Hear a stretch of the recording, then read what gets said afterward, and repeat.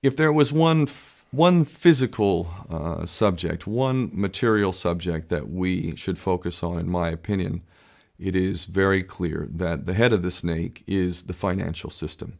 We can argue till the end of time about who runs the world.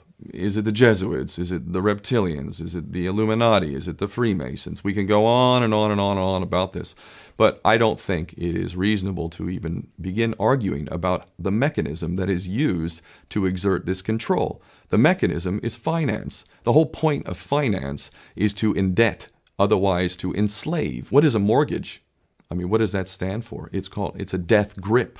So when you get a mortgage, you have a death grip held over you because you are in debt. You don't even own the house. The bank owns the house that loaned you the money to buy the house, unless you're fortunate enough to have all the money to buy it outright. And even then, you can be taxed by the government, and if you fail to keep up with those taxes, the government can then take it from you. The whole system is based on a financial fraud, which effectively takes the power that we have and it gives it to a tiny group of individuals who are running the world through the control of finance.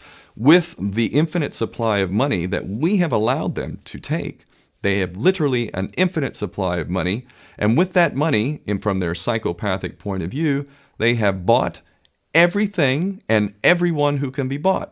So those of us who cannot be bought because we operate on a level that goes way beyond the material, we are not rewarded for such behavior. We are punished for such behavior. And the most slovenly, disgustingly criminal, pedophilia, corrupt moral individuals, those are the ones that are rewarded in this system, which is upside down. We reward the pedophiles, we reward the corrupt, we reward the liars, we reward the people with no morals at all, and usually we compromise them under this system in terms of maybe a videotape. Maybe Barack Obama is gay. Maybe we have videotape of him having sex with another man, or perhaps some other acts that may be not so popular amongst many of the electorate.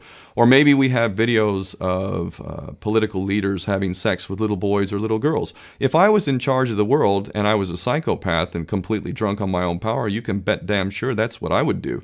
I wouldn't allow anyone in a position of power who wasn't completely compromised. When you have an infinite supply of money, you can do this. Take that supply of money away, take that power back, put it in the hands of the people, get rid of fractional reserve banking, which is an obscenity in itself. Listen to the lessons of Jesus Christ if you're a Christian who got really pissed off when he went to the temple and he saw what the money changers were doing. Let's take back control of the issuance of money, and not just on a national level. I'm happy to see in Denmark that you have your own currency, you don't have the euro, but on every country's level, they should be issuing their own currency in a transparent, non-usury based way in which it really, truly benefits the people. And in that way, we can literally free ourselves of the banking debt which is drowning us all, and we can stop scrambling for the crumbs from the table of these filthy rich psychopaths and live in a state of abundance just by changing this one thing. And I'm not just talking about abundance for Western nations who have an artificially inflated value with their currencies. We all in the West are guilty of having that reward while the rest of the world is sucking on it. Every nation in the world can use a sensible financial policy to liberate themselves, to have world-class education, infrastructure, everything that a healthy society would require can be had in the worst, most corrupt African country, in any part of the world. We can all have that if we simply change that one thing. John F. Kennedy did that about 6 months before he was taken out. He issued United States notes as opposed to Federal Reserve notes. I can assure you the powers that be knew the power of that act, and they took him right out. So the bottom line is, if we as people understand this very simple principle, just this one thing, change this one thing, we can solve every other problem you can name. I don't care what the problem is.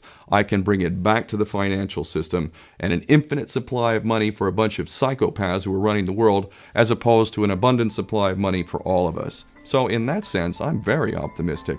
This is not rocket science. I am not the smartest guy in the room. We can all understand this. And as soon as we do, we can exercise the same power that we had, but relinquished, and we can have a future for ourselves and our children. There's a lot to be optimistic about, quite frankly.